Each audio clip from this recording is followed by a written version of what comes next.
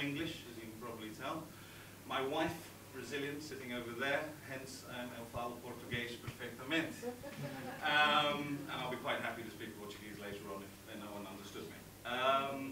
Moved to Brazil full time. I've got a long history in Brazil. My family's been there since the 50s and the 60s.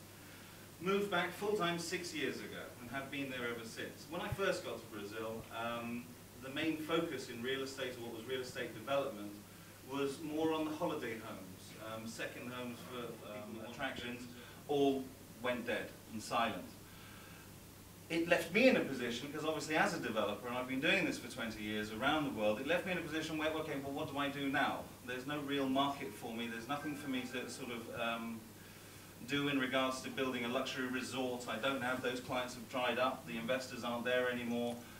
What do I do? So I went into land banking, and at the time I actually started acquiring land in Brazil, because it's one thing we do have a lot of, and I started acquiring land at very, very low levels and low price levels, with no particular plan to do anything with those pieces of land, and just see what happened in the market, probably sit on it for 5 to 10 years, wait for things to bounce back, and then start launching some new developments.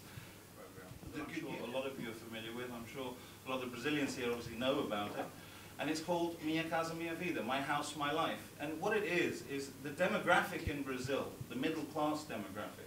Middle class has done this in the last decade, and currently constitutes about 55 million people of Brazil's population, which is 200 million. That's 25% now. And that growth has been overwhelming and in a very short period of time, leaving families shared in one house, people in substandard accommodation, etc. So the government put together this program. This program, first time I've ever seen it. I know that it's existed in places like Singapore. We've had some similar things here in the UK, but nothing quite the same. A 100% subsidized and fully funded social housing product by a federal government. Okay? The government is giving 100% finance to first-time buyers as long as they can prove and justify that they've got 3 basic salaries coming into that household. 3 to 10, but in the tier that we're in, it's actually 3 to 5 basic salaries.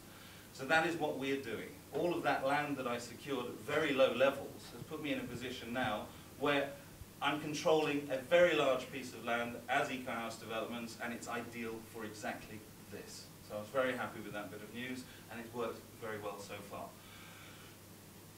What have we done? When I came back to England, it was in July of last year, and the reason I came back was because there were various options that were presented to me when the government launched this housing program. The federal bank is quite happy to finance me as a developer, which I am registered with them, to finance me as a developer and finance my projects, okay, so that I can build these houses. But for the Brazilians that are here, we know that the banks are extremely bureaucratic in Brazil, okay? And as a developer, what happens is I'm 100% in the hands of a bank when they finance me, because when I come to the end of every month, I need to present all of my documents and certificates saying I've spent this amount of money, and then in theory, the bank pays me back. 60 to 90 days is the delay in Brazil with the Brazilian bank. That leaves me with a very big problem as a developer. My engineers sit there and go, right, we haven't got the money for the bank, now what do we do? Everything gets slowed down, okay?